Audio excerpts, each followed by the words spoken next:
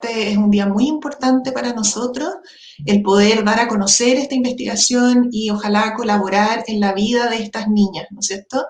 Eh, Ahora vamos a poner la presentación para poder empezar a contarles de qué se trata este libro, ¿no es cierto? Ser niña en una residencia de protección en Chile. Este libro apunta ya, como bien contaba Jimena, ¿no es cierto? Nosotros hace 3 años hicimos una investigación sobre los estándares de residencias e hicimos 2 residencias piloto, una de niñas y una de niños. Cuando estábamos implementando esta residencia nos empezamos a dar cuenta que la residencia de niñas tenía necesidades distintas que las de niños. Y nos empezamos a dar cuenta, por ejemplo, que habían redes de explotación sexual comercial, que las niñas tenían mayores problemas de salud mental, que también había más abandonos de la residencia por parte de ellas. Entonces nos preguntamos y dijimos, a ver, ante estos estándares similares, ¿por qué es tan distinto en las residencias de niñas? Y si bien nosotros cuando hicimos el modelo técnico habíamos hablado del tema de perspectiva de género, no lo habíamos hecho con la suficiente profundidad y nos pusimos un desafío que era investigar y decir, a ver, ¿qué podemos hacer, ¿no es cierto?, en las residencias de niñas? ¿Cómo podemos protegerlas? Porque nos faltaba perspectiva de género. Y aquí es donde les voy a presentar lo que fuimos viendo desde los términos más estructurales, ¿no es cierto? Si pasamos la lámina. Desde los temas más estructurales, porque estas niñas viven, nacen en un momento histórico, en una sociedad determinada, en una cultura determinada. Entonces es muy importante entender ahí el concepto de interseccionalidad que es ampliamente tratada en esta investigación. ¿Y a qué nos referimos con interseccionalidad? Bueno, estas niñas, ¿no es cierto?, son mujeres.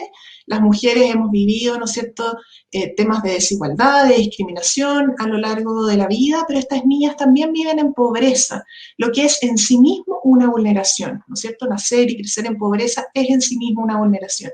Y además son menores de edad en un país donde aún no tenemos una ley de garantía de derechos, en un país donde no tenemos un piso de protección social, y estas niñas viven estas 3 desigualdades, viven estas 3 vulneraciones al mismo tiempo, simultáneamente. Entonces, esto afecta su trayectoria vital. El siguiente, por favor.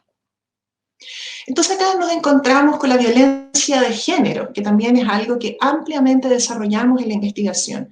La violencia de género es esa violencia que se les ejerce a la mujer solo por el hecho de ser mujer.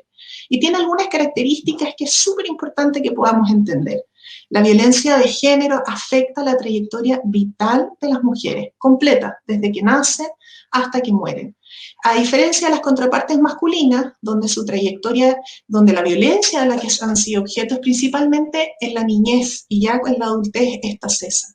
También es intergeneracional. ¿A qué nos referimos con decir que es intergeneracional? Bueno, esta violencia no solamente la han vivido las niñas, sino que también la han vivido sus madres, sus abuelas, sus tías, sus vecinas. Hay una matriz de violencia de género de la que tenemos que hacernos cargo también y que tenemos que comprender para poder realmente trabajar y ayudar a estas niñas. Y es asimétrica. ¿Y a qué nos referimos con asimétrica? Que hay una direccionalidad en la violencia. En general han sido hombres que han violentado a estas mujeres, a estas niñas. Han sido sus padres, han sido sus abuelos, han sido sus vecinos, han sido sus tíos. Entonces es muy importante que tengamos esa comprensión también. La siguiente. Y aquí es donde nos encontramos con la violencia sexual, ¿no es cierto?, que es algo que también ampliamente desarrollamos en el libro, que finalmente la violencia sexual es algo que es casi, ¿no es cierto?, mayoritariamente dado hacia mujeres. ¿Y qué queremos decir? Por ejemplo, un 90% de las mujeres, ¿no es cierto?, o sea, de las personas que denuncian algún tipo de abuso sexual, violencia sexual, violación, etcétera, son mujeres. Y esto es súper importante de entender, porque esto también está subrepresentado. Muchas mujeres no denuncian. Durante la pandemia sabemos que ha habido, por ejemplo, una disminución importante en las denuncias. Entonces está subrepresentado. Y eso es algo que también tenemos que tener muy claro al momento de trabajar con mujeres. La siguiente, por favor. Entonces acá nos encontramos con temas súper concretos. Hay cifras que avalan todo lo que estamos conversando, todo lo que mostramos en el libro. Y por ejemplo vemos el tema del trabajo doméstico. Un 70% de las personas que se hacen cargo del trabajo doméstico son mujeres. Y esto también va avalando este mismo círculo que estábamos hablando recién, ¿no es cierto?, de la pobreza. Si es que yo me tengo que hacer cargo de todo lo que ocurre al interior de mi casa, difícilmente voy a poder salir a trabajar. Y ahí empieza de nuevo este círculo que tiene que ver con las desigualdades de género.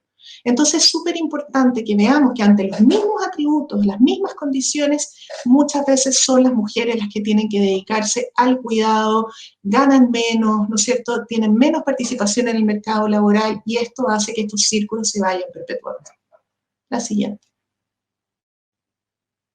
Entonces acá nos encontramos con las residencias de protección. En la investigación hacemos primero toda esta mirada más estructural que les acabo de mostrar y después llegamos a lo que son las residencias de protección en sí mismas, las que también tenemos que ver, revisar, analizar, ¿no es cierto?, cómo estamos haciendo nuestro trabajo. Lo que hemos visto es que en general hay muchos sesgos de género en las residencias. ¿A qué nos referimos con sesgo de género? Es que a veces culpamos más a las mujeres y a los hombres los vemos más como víctimas. Escuchamos, por ejemplo, frases que dicen como, bueno, pero si ella lo quiso, se la anda buscando, pero ¿por qué se viste así? Y tenemos muchos sesgos de género en ese sentido. También la violencia sexual es algo muy preponderante en las residencias. La mayor causal de ingreso en las niñas es la violencia sexual.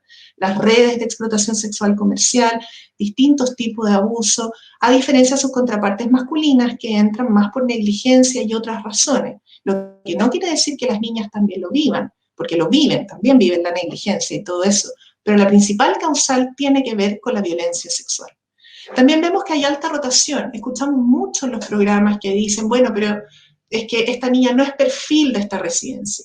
Claro, y pasa que van derivadas de un programa a otro programa porque los programas, los equipos sienten que no se pueden hacer cargo. Y ciertamente no se pueden hacer cargo porque no tienen todas las condiciones para poder hacerlo, no han tenido toda la formación, toda la capacitación que requiere trabajar con esta trayectoria vital, ¿no es cierto?, con estas niñas que han sido vulneradas múltiples veces en sus derechos.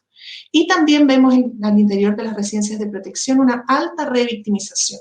Cuando hablamos de revictimización es que estas niñas no por estar en una residencia están necesariamente protegidas, siguen estas redes de explotación sexual comercial que hemos visto, siguen muchas veces algunas vulneraciones, estas niñas también al salir del sistema de protección, al ser adultas, tampoco les garantiza que no van a volver a ser víctimas de violencia de género.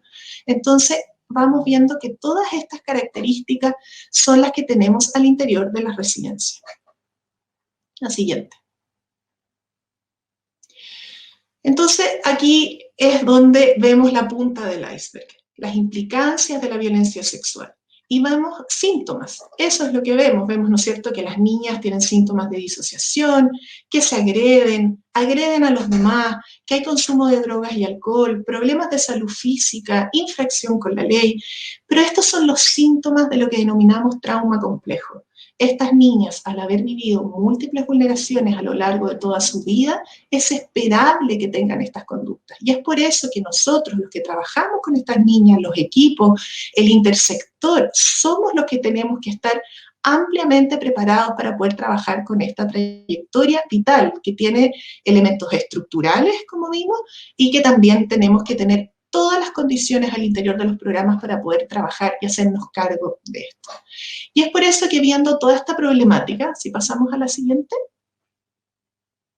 es por eso que viendo toda esta problemática, nosotros creemos que sí es posible tener una niñez con perspectiva de género. Y esto quiere decir que necesitamos, ¿no es cierto?, políticas, necesitamos voluntad política, necesitamos disciplina, necesitamos diligencia, necesitamos hacer un cambio para poder realmente reparar y sanar las trayectorias vitales de estas niñas. Y ahí es donde tenemos muchos desafíos. Tenemos desafíos a nivel de política de protección, necesitamos un sistema de garantía de derechos, necesitamos, por ejemplo, en nuestra legislación que la explotación sexual comercial sea tipificada. No existe en la legislación. Esas son las acciones que debemos hacer. Tenemos desafíos a nivel de protección especializada, necesitamos un sistema de información integral, necesitamos que esa niña tenga toda esa información centralizada y no que le preguntemos cada vez que entra a un programa qué le pasó, cuándo le pasó, o cada vez que ella busca ayuda o el sistema de protección decide que necesita ayuda, tenemos que tener toda esa información integrada. También tenemos desafíos al interior de las residencias de protección.